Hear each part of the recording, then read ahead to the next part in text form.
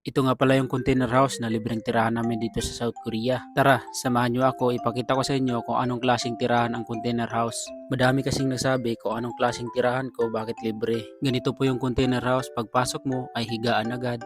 Simple lang, maliit lang, sakto lang pang isang tao.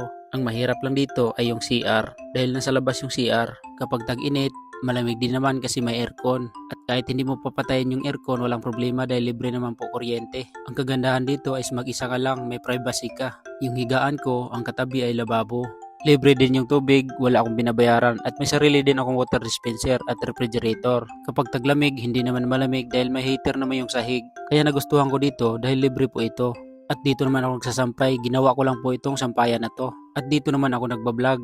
Dito ang computer ko at TV. Ang lutuan ko naman ay nasa labas, kaya mahirap kapag taglamig kasi malamig kapag nagluluto ka. Ito yung ginamit kong lutuan dahil libre naman po tayo kuryente, kaya walang problema. Yung iba, ang ganda ng mga tirahan nila, nasa apartment sila, pero siyempre may bayad po yun. At dahil nga summer na, tinatanggal ko na yung mga jacket kong nakasampay. At ipapalit ko naman dyan yung pang summer kong susuotin. Kapag winter, dito kasi ako nagsasampay kapag naglalaba ako at nilalakasan ko yung heater sa sahig para mabilis matuyo. At dahil nga sobrang dami ng jacket nang naipon ko dito, gusto kong ipamigay na lang to. Ito talaga ang maganda kapag solo mo sa bahay.